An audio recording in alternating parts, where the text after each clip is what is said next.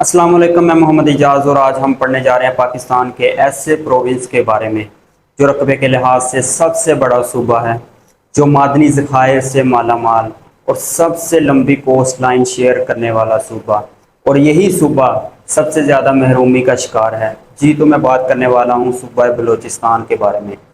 आज हम कमीशन के हवाले से जो जो क्वेश्चन पूछे जाते हैं सूबा बलूचिस्तान से वो हम क्लियर करने वाले हैं। चलिए आज का लेक्चर हम स्टार्ट करते हैं बगैर टाइम ज़ाया किए। सबसे पहले हम इसके एरिया को देख लेते हैं। आपको पता है कि ये एरिया वाइज पाकिस्तान का सबसे बड़ा सूबा है, तो पेपर में पूछा जा सकता है। अगर हम इसके एरिया की बात करें, 3,47,190 स्क्वायर किलोमीटर इसका टोटल एरिया है, जो कि 43.6% टोटल पाकिस्तान का बनता है। ये जितना एरिया है पाकिस्तान का, उसमें से 43.6% वो बलूचिस्तान कवर करता है। ठीक है। और अगर हम इसके पॉपुलेशन की बात करें, 6% जो पाकिस्तान की टोटल पॉपुलेशन है उसमें से 6% जो है वो बलूचिस्तान से बिलोंग करती है। ठीक है। और बाय पॉपुलेशन वाइज ये पाकिस्तान का चौथा बड़ा प्रोविंस है। ठीक हो गया। लोग सबसे कम, रकबा सबसे ज्यादा और मसाइल भी सबसे ज्यादा। अगर हम इसके एडमिनिस्ट्रेटिव डिवीजन्स की बात करें तो इसकी 7 डिवीजन्स और 34 डिस्ट्रिक्ट्स हैं। इसकी 7 डिवीजन्स हैं और 34 डिस्ट्रिक्ट्स हैं। जो सबसे बड़ी डिवीजन है इसकी एरिया वाइज और पाकिस्तान की भी सबसे बड़ी डिवीजन है, वो है कलात डिवीजन। पेपर में पूछता है कि पाकिस्तान की सबसे बड़ी डिवीजन कौन सी है, वो है कलात।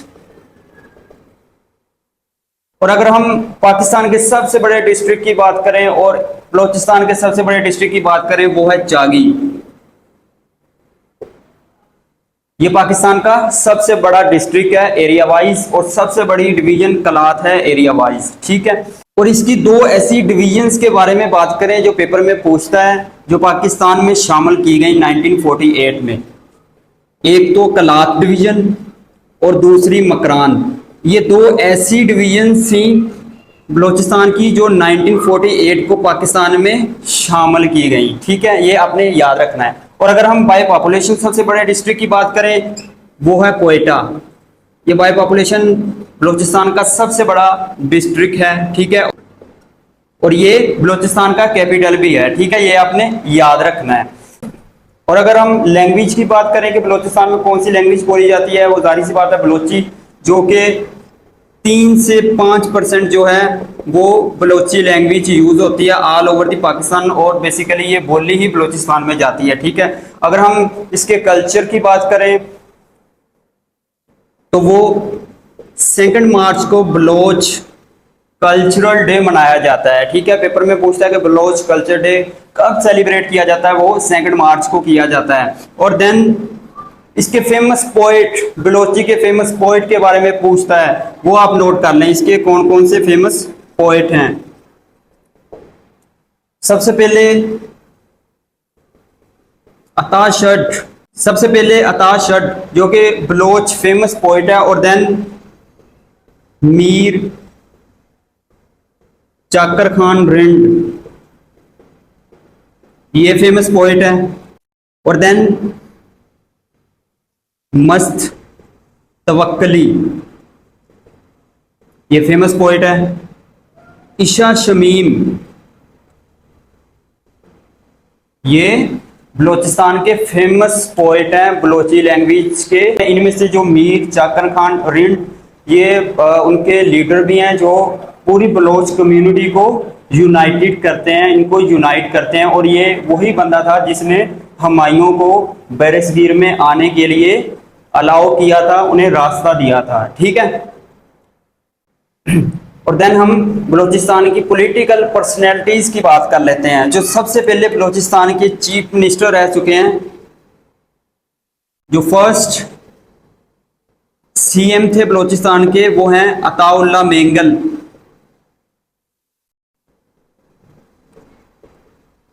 Ataullah Mengal is the first chief minister of Balochistan. और देन अगर हम इसके फर्स्ट गवर्नर की बात करें, वो है लेफ्टिनेंट जनरल रियाज हुसैन, ये इसके फर्स्ट गवर्नर थे। ये पेपर में पूछता है, ये आपने याद रखना है, ठीक है। अगर हम इसके करंट चीफ मिनिस्टर की बात करें, करंट सीएम जो है वो सरफराज भुट्टी।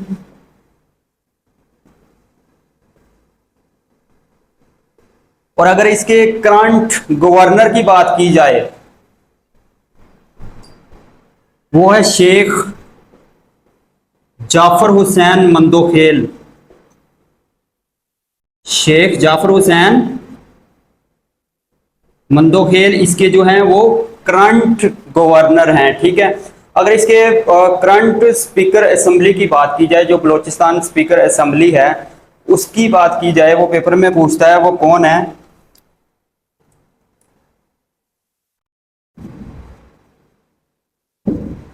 अब्दुल खालिक खान अचकजई। अब्दुल खालिक खान अचकजई इसके जो हैं ये करंट स्पीकर असेंबली है। अगर इसके ओपोजिशन लीडर की बात करें तो वो JUF की तरफ से हैं, जमात उलमा इस्लाम की तरफ से जो है वो ओपोजिशन लीडर हैं। उनका नाम है मीर यूनुस जहरी। ये जो हैं ये जमात उलमा इस्लाम की तरफ से हैं और ये ओपोजिशन लीडर हैं बलोचिस्तान असेंबली के। ये करंट अफेयर्स के हवाले से था, ये आप इसको लाजमी नोट कर लें, ठीक है। अब हम बलूचिस्तान को कुछ इंपॉर्टेंट पॉइंट्स के हवाले से देख लेते हैं जो पेपर में पूछे जाते हैं। सबसे पहले हम ये डिस्कस कर लेते हैं, आपको पता है कि बलूचिस्तान जो है ये सबसे लंबी कोस्ट लाइन शेयर करता है। इसकी लेंथ को हम देख लेते हैं। ये सारा जो आपको नज़र आ रहा है ये मकरान डिवीजन है और इसको मकरान कोस्ट लाइन कहा जाता है, ठीक है। और इसकी जो टोटल लेंथ है वो 800 किलोमीटर है, ठीक है। 250 किलोमीटर सिंध करता है, 800 किलोमीटर जो है ये बलूचिस्तान करता है, ठीक है। अगर इसकी फेमस सी पोर्ट्स की बात की जाए, सबसे पहले बलूचिस्तान में जो सी पोर्ट है वो जिवानी,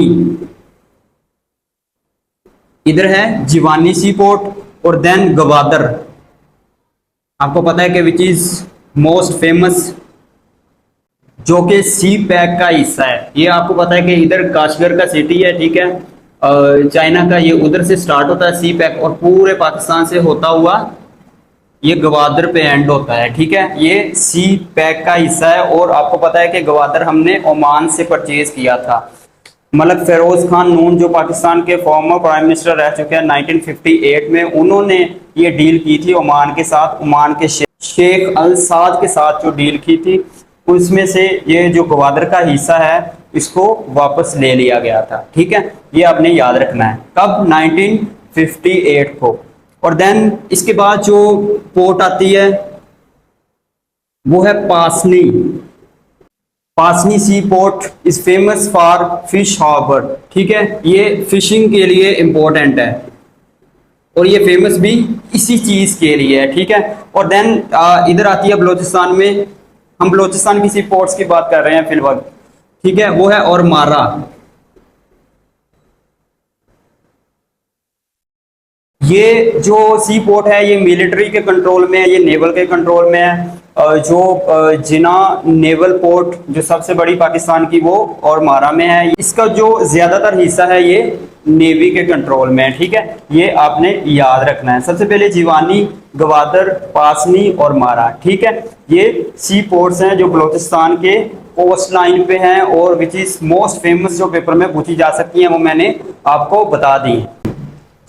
और आपको पता है कि जो बलूचिस्तान का एरिया ये काफ़ी जो है अपनी बाउंड्री शेयर करता है ये ईरान के साथ। ये ऊपर सारा अफगानिस्तान है, ठीक है। ये ड्यूरंट लाइन है और ये गोल्ड स्मिथ लाइन है जो कि ईरान और पाकिस्तान को अलग करती है, ठीक है। हम ईरान के साथ 3 तरह के बॉर्डर को शेयर करते हैं, ठीक है। सबसे पहले जो है ये टफ्टान बॉर्डर, और देन जो दूसरा पास है इधर उसको हम कहते हैं पिशनमंद, ठीक है। और देन जो थर्ड है ये इधर मकरान डिस्ट्रिक्ट में है, उसको हम रमदान गोबंद, रमदान गोबंद पास कहते हैं, ठीक है। ये तीनों पास ये बलूचिस्तान की बाउंड्री के साथ हैं जो ईरान और पाकिस्तान की ट्रेड के लिए बनाए गए हैं, ठीक है। और देन बलूचिस्तान से आपको पता है कि ये इधर आपको कोयटा नजर आ रहा है, ठीक है। और कोयटा का जो ये किला अब्दुल्ला, इसके बाद इधर जो इसका सिटी है कोयटा का चमन, ये चमन के साथ ये बॉर्डर शेयर होता है और ये कनेक्ट करता है अफगानिस्तान के किस सिटी को, कंधार को, ठीक है। ये जो चमन है ये चमन सिटी है कोयटा का, ठीक है। और चमन इज फेमस फॉर, इसको फ्रूट गार्डन ऑफ पाकिस्तान कहा जाता है, फ्रूट गार्डन ऑफ पाकिस्तान। और देन आ जाता है इधर सिब्बी डिवीजन। सिब्बी डिवीजन में एक सिटी है ज़ियारत। ज़ियारत में ज़ियारत रेसिडेंसी है जो कि 1892 में तमीर की गई अंग्रेज हुकूमत में, ठीक है। और ये मोस्टली हिल और रिजोर्ट से घिरा हुआ है, ठीक है। और इधर एक फॉरेस्ट भी है जिसको जूनिपर फॉरेस्ट कहा जाता है, ठीक है। इसके इर्द गिर्द ये जूनिपर फॉरेस्ट से घिरा हुआ है, ठीक है। ये आपने याद रखना है, ज़ियारत रेसिडेंसी 1892 में कायम की गई, ठीक है। और देन हम बात कर लेते हैं,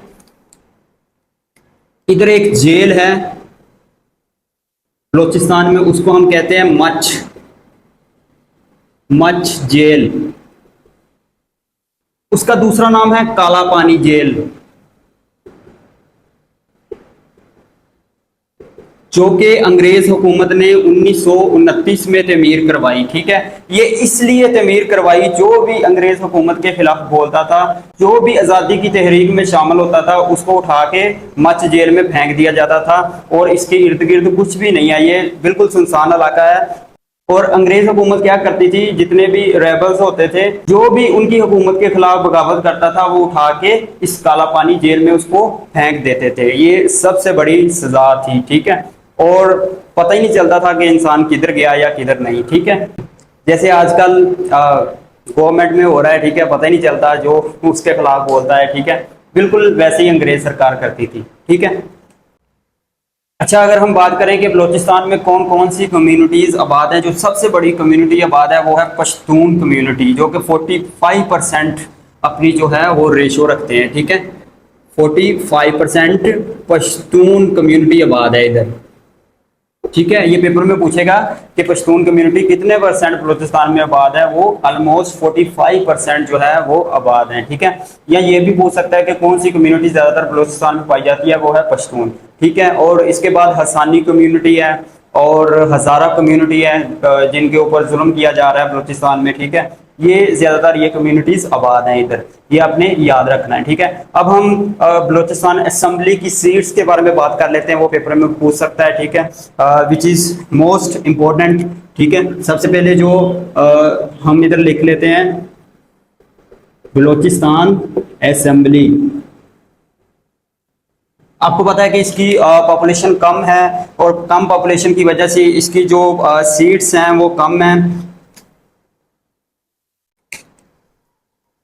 इसकी जो जर्नल सीट्स हैं वो 51 हैं, ठीक है। इसकी जर्नल 51 सीट्स हैं। अगर हम वोमेंस की बात करें तो वो 11 सीट्स हैं। अगर हम मिनॉरिटी की बात करें या नॉन मुस्लिम की बात करें तो वो सिर्फ 3 सीट्स हैं, ठीक है। ये टोटल जो बलूचिस्तान असेंबली की सीट्स हैं वो 65 सीट्स हैं।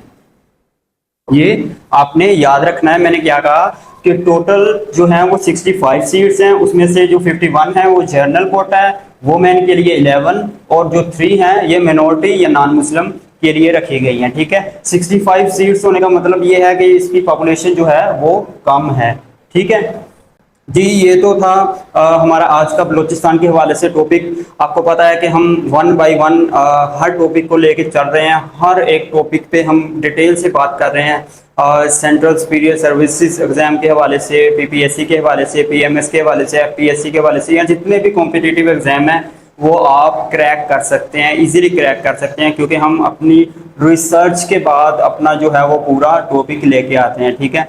जैसे बलूचिस्तान पे हमने बनाया, इसी तरह हम हर प्रोविंस पे बना रहे हैं, ठीक है। पाकिस्तान जियोग्राफी पे पूरे हम लेक्चर्स लेके आएंगे, वर्ल्ड जियोग्राफी पे लेके आएंगे। जितने भी सब्जेक्ट हैं हम उन पे एक एक टॉपिक पे हम डिटेल से बात करेंगे। हम बेसिक से स्टार्ट करेंगे और एडवांस तक जाएंगे, ठीक है। आप घर ही बैठ के आप अच्छी से तैयारी कर सकते हैं। आपको कोई एकेडमी ज्वाइन करने की ज़रूरत नहीं है, आपको किसी एकेडमी में जाने की ज़रूरत नहीं है, कहीं फीसिस पे करने की ज़रूरत नहीं है। आप घर बैठ के लेक्चर लें, अपने नोट्स बनाएं और अपनी तैयारी करें और पेपर क्रैक करें। अल्लाह हाफिज़।